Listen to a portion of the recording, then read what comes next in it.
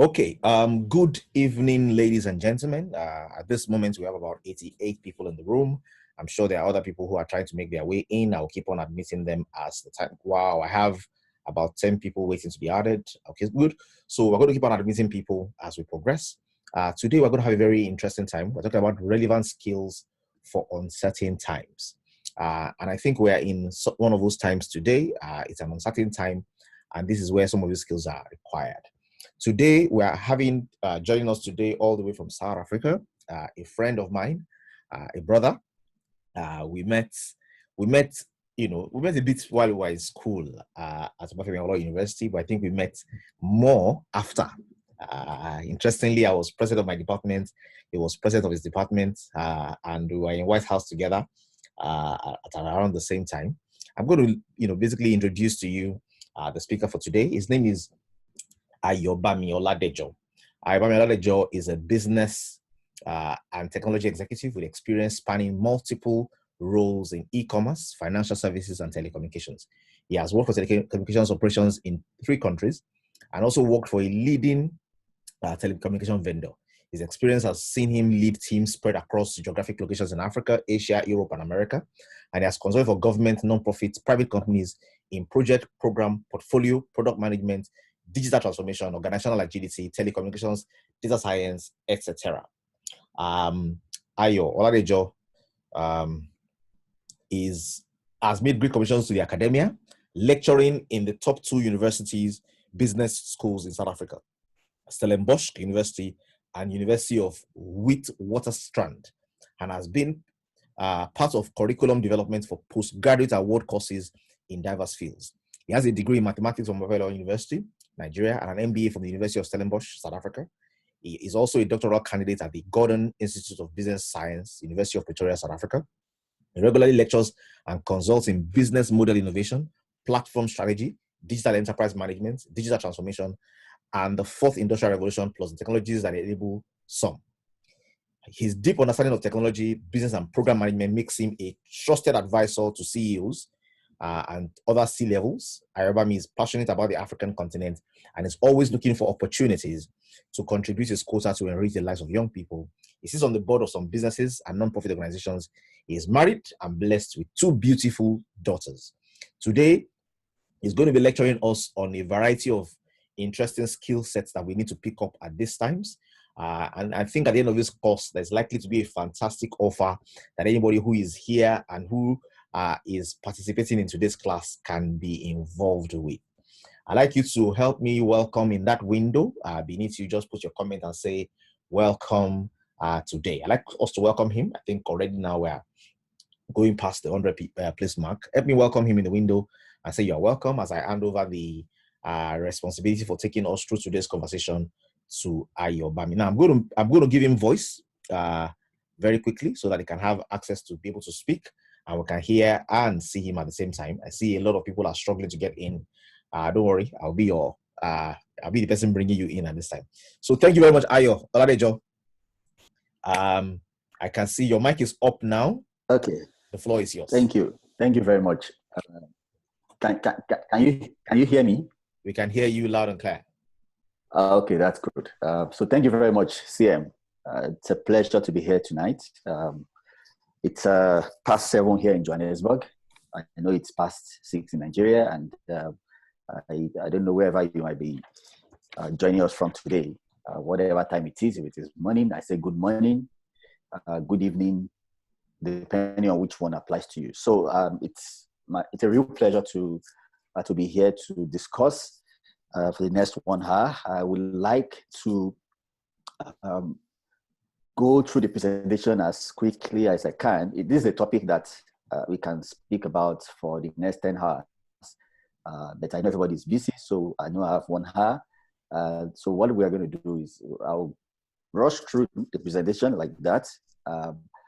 And there will be a chance for people to ask questions. So that's why I would rather, just go through the presentation and then please note your questions, write them down. And then when I'm done with the presentation, then we'll take some questions and then we can talk about next steps. So this evening, I'm going to be talking about a topic that is very close to my heart. which is the relevant skills in times of uncertainties. So it's not just about COVID-19 or whatever we might be saying right now. It's beyond that. So we've been in time of uncertainties for quite a long time. It's just that COVID-19 has now accelerated people understanding that we are really in uncertain times. Some of us have been talking about remote working, webinars, talking about a lot of other things in the past. And people thought, oh, you guys are just, too much of technology people. But now we see things have changed totally. People are writing exams now online that people thought was not possible before. And that is accelerating quite a lot of changes in many industries. Some industries are going to die. Some are already dead. Many industries are not going to survive at these times. So, but what I'm trying to say is these problems are not necessarily new. It's just that the virus has given some sort of wing to make it maybe come upon us faster. So this first slide, what I just want to, quickly take you through in just maybe 2 minutes, if possible, is to talk about what we call the industrial revolutions.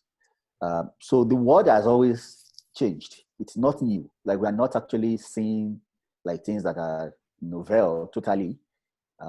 We've always seen changes, brought about by technology. I think what we are seeing today, the reason is different is that it's beyond technology, and I will get to that pretty soon. So for those who are not necessarily familiar with the industrial revolutions, so the first one, which is about mechanization, water power, steam power. This was when men discovered that it's possible to become more efficient by using power. So meaning, if you have a particular task that you are doing, especially in manufacturing, men discovered that it's possible to use some sort of energy. And that time it was mostly water power, steam power. And then the second industrial revolution came about when man now realized that, okay, yes, we've got water power, we have steam power, but we can go a bit further and get even more efficiency. And that efficiency was through what we call the mass production assembly line. So everybody here would have heard about the man called Henry Ford. So Henry Ford was the man that brought this concept of mass production to become a big deal. So when we talk about assembly line, so he discovered that there's a better way to produce where it's actually faster, cheaper, and by doing that, the Ford Motor Company became a big deal in the world. And around the same time was when man also discovered that electricity was even a better way to mechanize. That was in the 19th century. The second industrial revolution was the 19th century. And then the third industrial revolution came about when men realized that through the power of computers and automation, we can even get better efficiencies. So that's where we started automating a lot of tasks and all that. But we realized something, that these first three industrial revolutions, Africa was mostly left behind. So meaning we didn't get electricity on time. Even till today, in most African countries, electricity is still a big deal. Just very few African countries can claim they have 24 hours power every day. So these industrial revolutions really, we missed most of it. And I think we are still trying to catch up.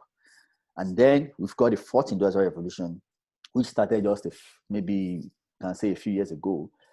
But the difference between the first three and this fourth industrial revolution is that it's a total change in the way we do things.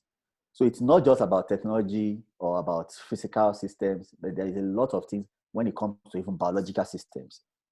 So there is an amalgamation of all sorts of things that now they come together to bring us sort of disruptions that we are now seeing today. So when we talk about disruptions, we're talking about technological disruption, and later I will also talk about what we call business model disruptions, because it's not just about technology, this disruption that we are seeing from an industrial revolution perspective. It's beyond that. It also has to do with other kinds of disruption. So we'll talk about that just in a little bit. Now, so the word we have right now is what we call the VUCA word. So VUCA stands for, the V stands for volatility, the U is uncertainty, the C is complexity, and the A is ambiguity. So the word we have right now is simply that. It's a very, very volatile word. Things can change in a moment. Think about the kind of disruptions that we are seeing. One of my favorite business stories is the story of Kodak. So I think everybody would know Kodak. Kodak, was at a point the world's biggest photography company. They manufactured cameras and films. Films was what we used back then. I'm sure a lot of people have forgotten about films today. But back in the day, you had a camera and you have to buy films. You put it in the camera, and then you can take pictures. Then you take it to the dark room or whatever they call it to develop the negatives. Now, at a point, they were the first company to also realize that you could have what they call a digital camera. Now, a digital camera doesn't need films, right? So when they discovered the digital camera, what happened was the executives in Kodak realized that if the technology becomes commonplace, that what was going to happen was that people will stop buying film. So that is the concept of cannibalization. So cannibalization is that you have a product that is doing very well, and then you discover another product that could kill that your product that was doing very well. So they decided to hide the digital camera technology, and that cost them a lot, because what eventually happened was that other companies manufactured digital cameras, and those things started selling very well, and eventually Kodak became, they lost their leadership position, and that's it. So when it comes to, the industries that we are seeing today, we are seeing it at even a bigger level, at a higher level now, where every day you wake up as a company, you are not sure tomorrow if what you are doing is going to be relevant. And that is not only for companies, it's also about individuals. So the job that you are doing today, you might find out tomorrow that job does not exist again. So how do you find a way to be relevant all the time? And that's what we are supposed to be talking about in this session. I hope by the time we end, I would have been able to pass across the message I wanted to pass across. Okay, so when we talk about a way to remain relevant all the time, and this framework that I'm presenting this evening can both be used by businesses at the same time by individuals. So the idea is that every organization, every company, every business, and even human being needs what we call resources. So these resources are finite things that you cannot have everything you want. It's not possible to have all the resources you need, to cope as a human being or as a business. And most times, I think we concentrate a lot on,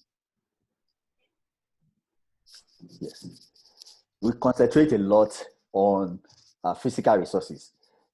So meaning, okay, you're looking at your assets and you're thinking, okay, this is actually, sorry, 1 second. Okay.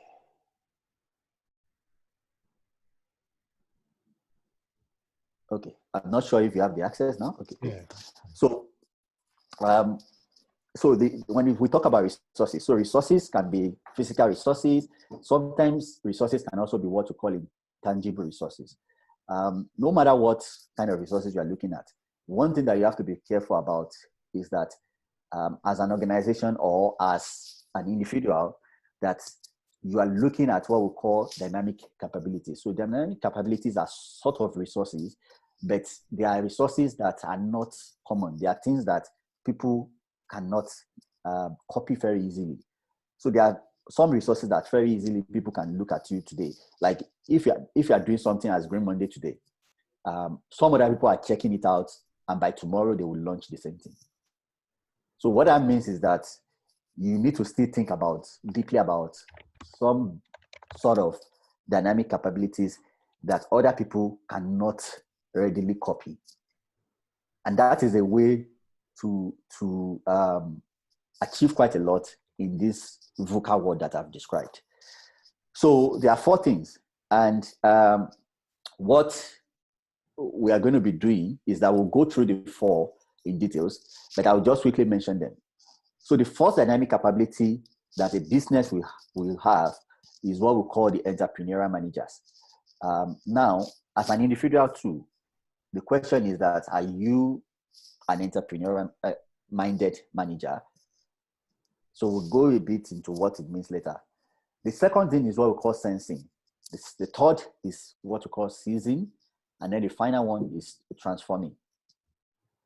So I will go now to quickly talk about the concept of sensing. So when we talk about sensing, the idea is that as an organization, do you sense opportunities? Are you the kind of organization that quickly find out that, okay, something is actually going to happen here, and you quickly find a way to to take on the opportunity? So the first thing about that is the ability to quickly identify opportunities. So how is your organization set up? So are you set up in a way that you are very blind to what is going on around you, from an opportunity perspective? So for instance, I think like a week ago or something, the federal government started thinking about maybe hearing from people who do herbal medicines. Just imagine that, and I saw a lot of posts from a rider, let's quickly do a change.org thing so that we can, get the FG to hear about what rider is doing. If you also remember, there is some claims from Madagascar that they also have an herbal solution to COVID-19. So the ability to quickly listen and realize that there's an opportunity is a big deal, and it's part of what the sensing capability talks about. The next thing is the ability to make sense of complex things. When we talk about complex things, especially data. So I'll give you an example. Just think about Facebook. When Facebook launched many years ago, what Facebook was known for was that you go on Facebook, you create a profile, you put a status message there, you can say, oh, Ayobami is feeling happy. If you remember in the first day, in the early days, say Ayobami is feeling happy, and then people will like it or maybe just respond or whatever. But today, Facebook is no longer that company. Facebook has grown to become a company that does, it's a marketplace. You can buy things on Facebook, you can post your stuff, you can, do all sorts. But do you also know that Facebook also has like a dating service? So how do they know that they should have a marketplace or a dating service? It's through data. So Facebook regularly checks what you are talking to people about. So for instance, on Facebook, you're telling somebody, I'm looking to buy a new television or whatever. And the person say, I have one, I'll sell it to you. So you are doing that without Facebook, thinking Facebook doesn't know you are doing that. So that was it. And then they were analyzing the data and realized, there's quite a lot of e-commerce that is happening on Facebook. And so that's why they developed what you call Facebook Marketplace. So that ability to look at data and say, what are people doing with my system? What are people doing that might not necessarily be what your main service is today, but people are looking at data. The companies are looking at the data and say, wow, so people actually want to do this, and they quickly build a product around it, and that's how Facebook Marketplace came about. The same thing we did with dating. So Facebook realized that people were sliding into people's DMs.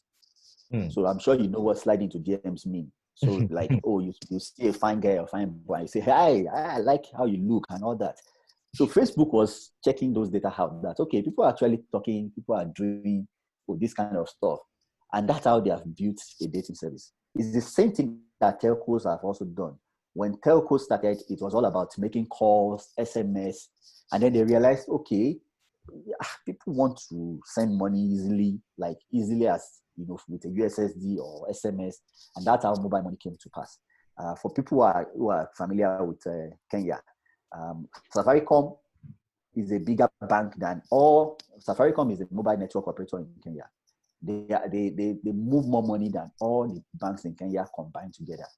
A good example is also in Ghana. They are doing so much with mobile money today that the banks actually don't know what to do. So it's really, really important for you to have that capability to determine what is your data talking about. The data that you're getting from your customers, what is it saying? So it's really, really key. And that also speaks to you as an individual, that you cannot be working in a company or running your own business without having some sort of data analytics skills. It's really, really key in this time that we have. You must always look at your data and say, okay, what is it that we need to do? The third part of sense capability is what we call this scenario planning. So serious companies do scenario planning, and scenario planning is a big deal because you want to model what will happen in the future. So for instance, some companies, they were not so shocked with COVID-19 because the data is speaking that. I don't know if you guys saw a video by Bill Gates, which was like 5 years ago. So many companies actually know that it's possible that these kind of things can happen, even though they are what we call black swan events, meaning we are not sure they were going to happen, but they happen. So it's always good to have those kind of scenarios. Sometimes we call them worst case scenarios, where you say, what if this happens? What will we do as a company? So I'll give you an example. Uber Eats. So Uber Eats is a part of Uber where they work with restaurants to deliver food to people's houses. And one of the things that Uber Eats did during this COVID-19 was very interesting because so in most countries, restaurants were not working. So that means Uber Eats was useless. They couldn't deliver food. But you know what they did? They quickly talked to places like pharmacies, that were still open, to say, okay, we can work with you to deliver medicines for people rather than people trying to come to the pharmacies to buy drugs. Now, they were able to do that because they've done some scenario planning and also because of some flexibility that we'll talk about pretty soon. And then the last one that we'll talk about in sensing is the understanding that those companies understand the advantages in co-creation of capabilities. So what do we mean by that? So we are in a world where you might not necessarily have all the skills.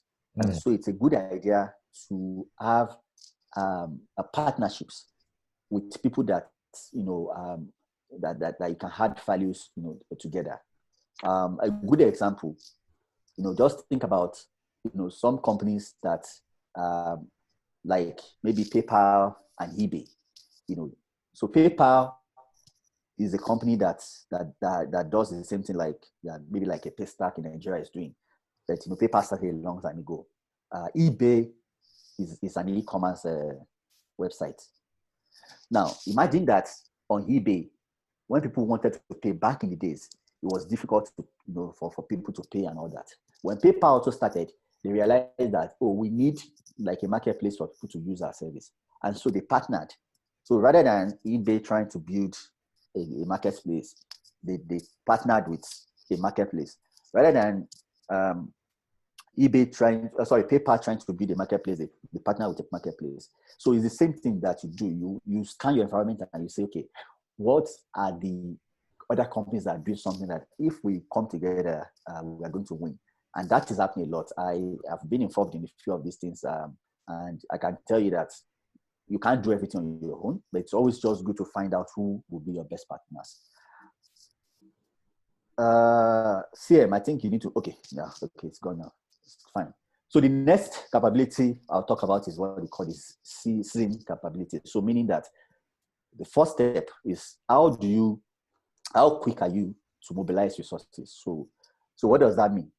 So let's say you've sensed the environment to see that, there is a lot of opportunities around that you can take. But that is just one aspect of life. Seeing something does not mean that you can take advantage of it. Yep. So that means the organization, you must have the capability to be able to seize opportunity as they come. So meaning that you have to have a solid organization ready to take things on. So I was talking about sensing opportunities. So for instance, look at a company called Zoom. Zoom is what we are using right now. Before COVID-19, Zoom used to do maybe like 10 million calls a day. By today, they are doing almost 300 million calls a day. Now, how do you think it's easy? How easy do you think it is to seize the opportunity of COVID-19? It's a difficult one, but because these guys understand what we call dynamic capabilities, they've done their homework. What they did simply is that when they were building their platform, they built not the way that traditional companies built. So traditional companies, what they would do is that they will build their own server room, they will put their own computers there, their servers, their equipment. So when there is opportunity to maybe move from 10 million to 15 million customers, they will have to buy new computers so that they can have the capability to attend to 15 million customers in a day. But companies that are serious today in 2020, they go to the cloud. They use cloud. So using cloud is what saved Zoom. That's why they were able to move from 10 million calls to 200 million calls just in a matter of days. So it is important to quickly mobilize resources. You must make sure that the kind of resources that you have are such that if you have opportunities, you are not going to drown. You are not going to be in trouble. Fine. They've also seen some problems, especially with the security and those kind of things. And in fact, just a few days ago, they bought a company that is a security company just to help them out finally. But they're also facing competition from Microsoft to MS Teams, which is also a fantastic company that has done a lot of work when it comes to cloud and sensing opportunities and seizing opportunities. So those kind of companies, they are in the right space because they're able to quickly say, okay, this is the opportunity we are sensing, and they position themselves. The other thing I want to say is that these companies have very, very matured project management thinking. So their project management thinking. So project management is not about sending emails to people to say, have you done that? Have you done this? It's beyond that. I don't have the time now to go deep into it, but companies like Microsoft, like Zoom, all those companies that you hear about, the telcos, they are very, very serious with their project management, because project management is the ability to convert your strategic goals to reality. So if you have strategic goals that you have said, our company must do this, must do that, that is on paper. That is just sensing opportunities.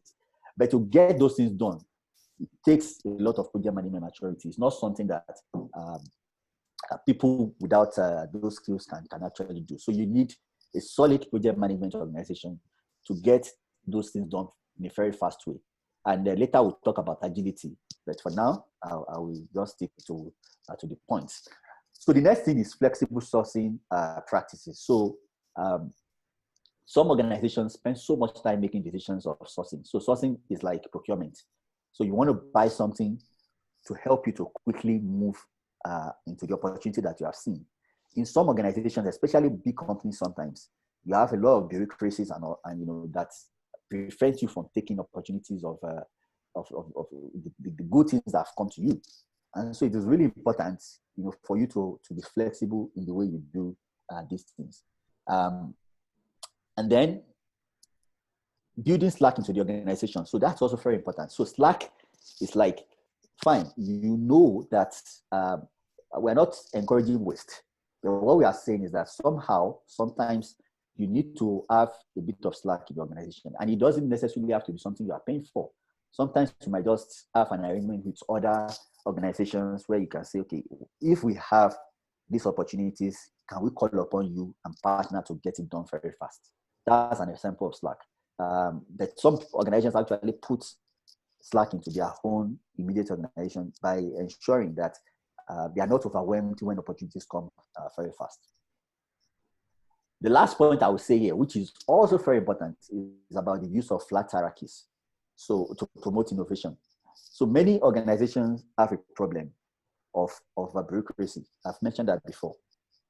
So where you have the MD, and then there are like 10 different levels between MD and the people that actually do the work. So I love managers, I love C-levels, but remember something, that at the end of the day, the people who do the work are further down the line. And so what organizations that are serious today, that have dynamic capabilities, what they do today is to flatten their organizational structure. This is where somebody who is supposed to be so junior can bring new innovation, and the MD will hear about it, and the MD will say, okay, yes, let's do it. But it's in organizations where there are so much of this structure of hierarchies, it's really difficult to promote innovation, because people will not be able to speak out and do very, very, very innovative stuff. Mm. Now, to what we call the transformation capability. So this is really, really, really important. So the first thing is that as an organization, you must be very agile. In the last slide in this section, particular topic for today, I will go a bit deep into what agility is. But just to whet your appetite, it means that you have to have people who are willing to fail and fail very fast. Now, before, what people used to do is that they would work on a project to deliver a product for 2-3 years. And when that thing is finished, they will find out that the market has moved on. So you just wasted time, you've wasted money. So today, that doesn't work again.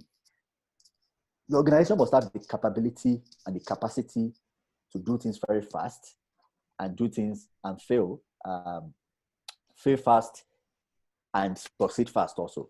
So it is really, really key that you have people with the mindset, to do this. Now, as I'm going along, I don't know if you've been getting a few hints of the kind of skills that you need as an organization and as an individual to succeed. In the previous slides, I've talked about like your data analytics skills. I've talked about the ability to sense things very fast, complexity. I've also mentioned project management, which is really, really key. Now here, what I'm trying to make you see here is what we call agile product management. So it is the ability to develop products very fast, get them to market fast. That's why we talk about things like MVP, most valuable product. And this is not only things that we use in the technology world. It's the same now for any kind of product. You don't want to have a product that you're not going to test, at least with a small sample of people, before you start manufacturing millions. So it's a mentality that works everywhere now, not just in IT. Now, moving on, you need to also have an organization that has good systems, processes, and products that can be reorganized for competitive advantage. So what that means is this. Think about my example of Uber Eats. Just think of if their product, the way they built it, is that it's only food that thing can deliver. Think about how they would have been in trouble. Now, the restaurants are opening again, but they could have been in trouble. Like in South Africa, we've been locked down since March. So think about, they could have lost everything. Fine, they've been impacted. But the good thing is that because of the flexibility of their system, they were able to quickly pivot. That is the right word, pivot. If your business right now cannot pivot, if they say, oh, you can't sell this thing that you are selling today, if you can't quickly pivot to something else, you're in trouble. Just mark it. If you cannot quickly pivot and do other things with your capabilities, then the company is on a long thing. You can close at any time. It's the same thing with individuals. If you are working at a job today, if tomorrow that job does not exist again, if the skills you have is not such that you can quickly pivot and go to another industry to use the same skills, or even sell your skills yourself, you're in trouble. I want that to sink in to you very well. So, for instance, if you are at a job that, if they say there is no more job today, you can't think of like 10 other industries that you can use the same skills in. It's a big problem. So I used to have a colleague back then when I used to work for Ericsson years ago. This guy, he will tell you, he's a project manager. He will tell you that the only project he can manage is a particular field. Once there is no project in that field, he will tell you he doesn't know how to do it. That is a big problem, because you should be able to go to another industry and use your project management skills to help them. And that is what I've seen a lot happening, where a lot of people are too specialized. So specialization is the big problem in the FUCA world. In our volatile, uncertain, complex, and ambiguous world, you cannot afford to be a specialist. I'm begging you. Yes, you need to know a lot about what you are doing, but please do not be boxed into one place to say, oh, I only do this, I only do that. It's a problem. I've seen now that as you actually rise up, even in your career, the most important skill you must have is the adaptability. And it's also important even in early career that you must be adaptable. You must be able to say, okay, I ran a campaign for a pharmaceutical company. It's the same principles most times. You just need to read a few things about the new industry you want to work on. You should be able to apply the same skills. And that is really, really important. It's something that a lot of people are struggling with today, to adapt themselves into different situations. It's a big problem. And if you are that person with such a skill, I can assure you that a lot of people are going to be needing you. So it's really, really key, to think about this a lot. I'll give you an example. So everybody here would know a company called Dell. So Dell is a computer company. What they did many years ago changed the face of the computer manufacturing industry. So before Dell, what used to happen was that companies would build computers and then they would ship it to stores, and then people would buy it. And most times, you find out that people now want newer models, and so a lot of wastages happen where they are not able to sell all the computers. Now, Dell thought about something called the just-in-time principle, which is actually a Japanese principle, and they used it very nicely in the computer manufacturing world. What did they do?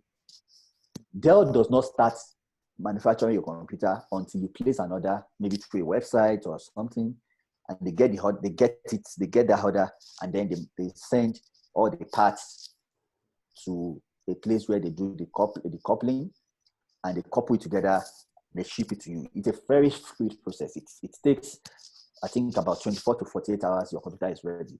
Now, that is what we call flexibility. You must be able to do that. That helps them to manage waste. So it means that every Dell computer that leaves their warehouse is sold. So it's really, really key to think about these things when we are doing for our businesses and even for our own individual careers.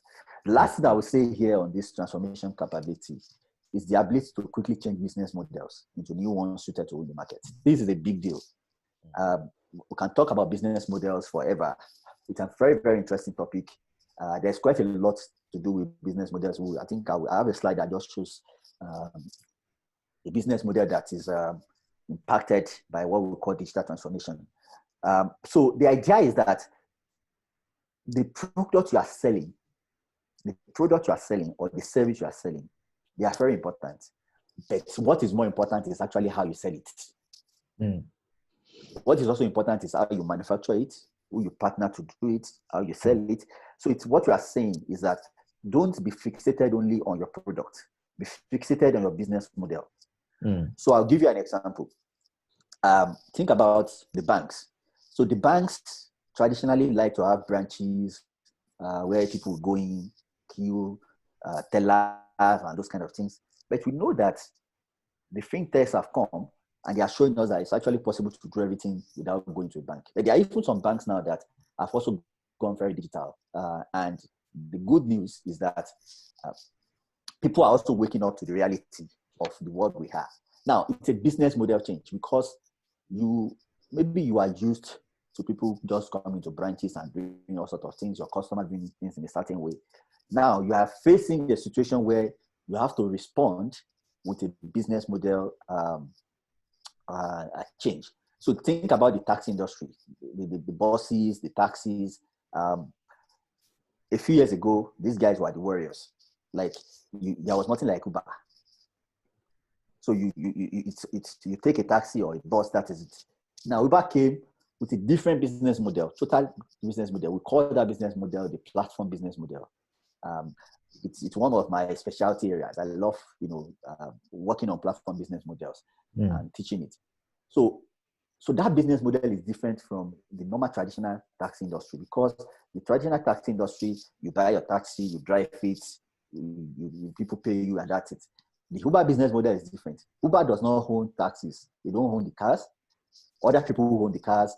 And then there's something we call the network effect. So the network effect is like, I have a platform.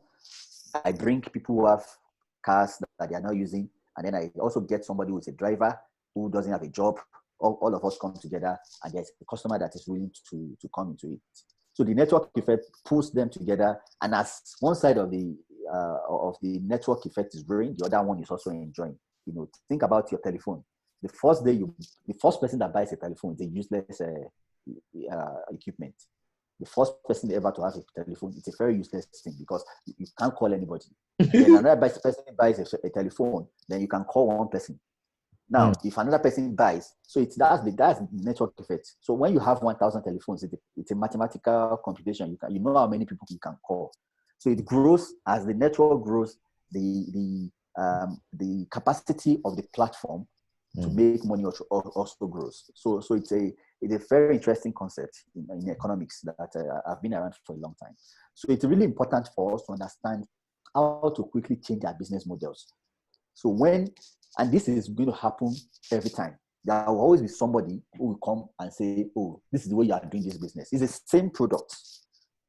Think about Green Monday. Green Monday is using a business model that we know as multi-level marketing.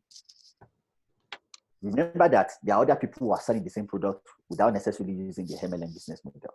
So, but who is winning? That's something for you to answer, to ask yourself. So sometimes you can be fixated on your personal business model to say, I like the way I'm selling this thing. I'm not going to change it. Do whatever you want. It's the same thing that killed Kodak. Kodak says, oh, I like selling films. That's it. People always buy films, but they were shocked when they realized that people actually love digital cameras. The fact is this, that your customers might actually put you in trouble. Your customers, your present customers, they might put you in trouble. So your customer will say, we like films. Don't worry. But meanwhile, that is not your big problem, because those customers, maybe they just represent 1/10 of the addressable market. There is 9/10 of customers somewhere else who need that thing that your present customer says they don't. So you have to be very, very careful about the way you look at your business model so that you don't get yourself into trouble.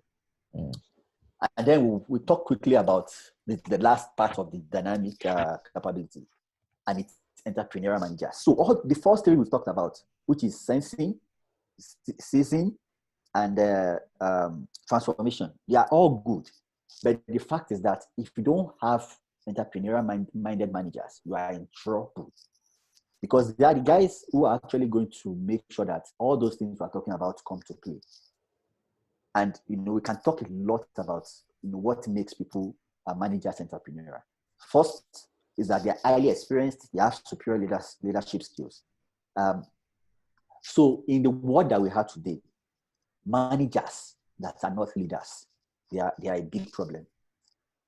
They will cause problems for your organization. And if you, as an individual, are also not growing your leadership skills, you are a ticking time bomb for your company.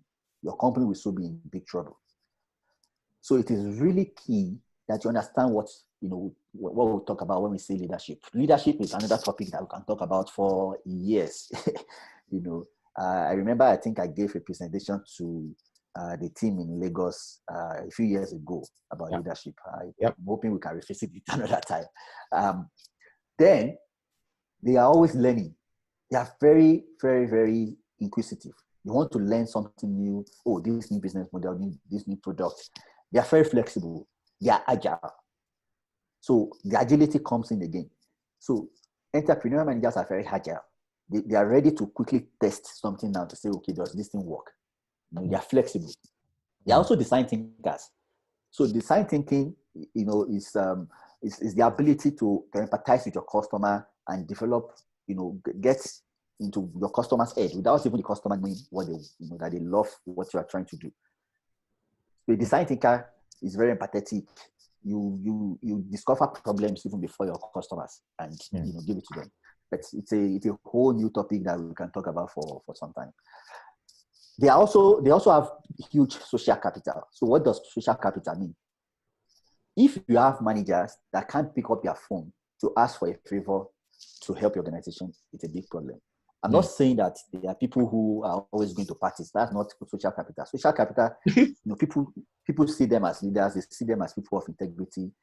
They can ask the right questions. They are decent people.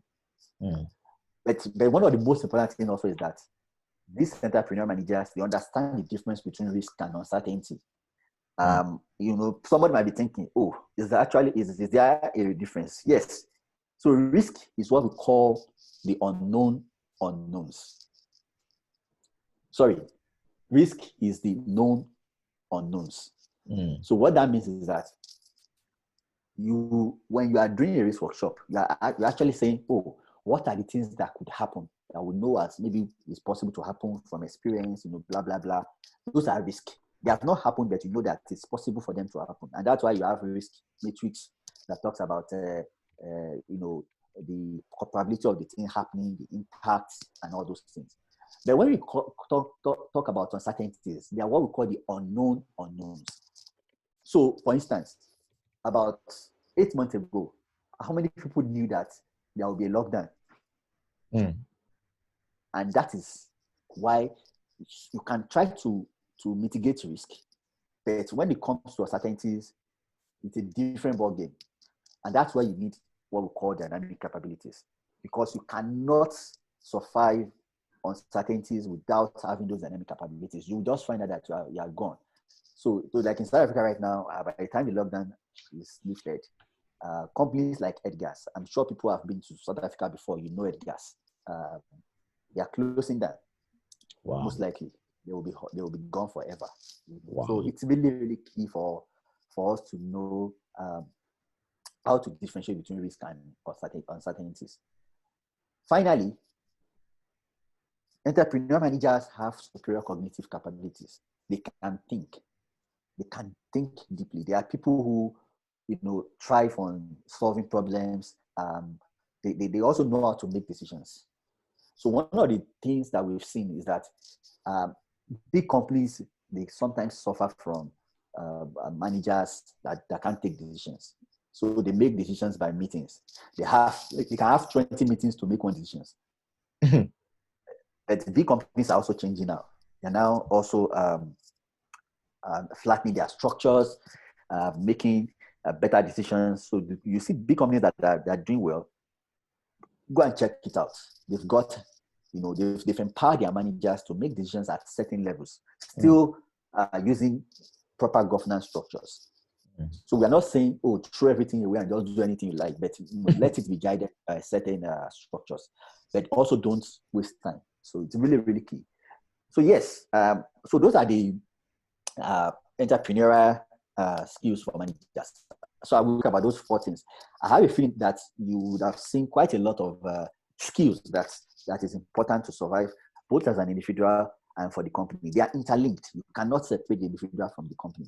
And that's why you have to let it speak to you. And it also doesn't matter if you're a big company or a small company. I wonder who is doing these annotations and destroying the aesthetic of our slides. But anyways, I think it's part of what Zoom has to work on. All right. So I was talking about business models. So why it is so important is that I mentioned that it is not only your product that matters, but your competitive advantage is actually in how you also do the business itself, how you sell the things, how you manufacture. So I'm not going to spend a lot of time here because our time is gone, and I think people have questions. But the idea is that when you are talking about your company and how you survive, have this picture.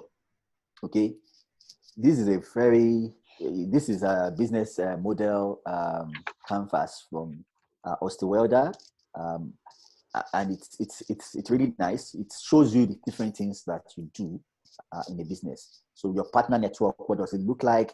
Your cost structure, what do you spend money on? Your key activities, your key resources, value proposition, customer relationship, customer segment, and all that. Your revenue streams. But why I brought this aspect of digital transformation is that because of the world we have right now, even when you think of your supply chain structure, you find out that we now have something called 3D printers. In the next few years, you find out that a lot of supply chain will be disrupted by this, because what will happen is that you find out that you can actually manufacture things closer to where you will sell them because of 3D printing. So when you think about your business model, always look, especially in 2020, look at how digital transformation is going to impact your business model. It's really, really key. Think about it. How will it affect your business? Don't look at your business to say, oh, but we are not a technology company. It doesn't. Every company is now impacted by technology. So it's important for you to look at your business model, write these things and say, okay, when I'm looking at channels, how does it affect, what I'm doing? I'm looking at the kind of partnerships that is coming up now between banks and some other companies, and you're like, okay, wow, these things were not possible before, but because of technology, they are now very possible. So it's really, really important to think like that. So finally, I will talk about, I mentioned agility a few times, and the reason is that we have to be agile in many areas. Agile in the way we learn. So meaning that whatever roles you have in your organization today, or whatever product you have in organizations today, or whatever business models you are using, you must be agile. You must be agile. Agile is not about Scrum. So people have heard about Scrum Masters, all those kind of things, Kanban. That's not what Agile is about.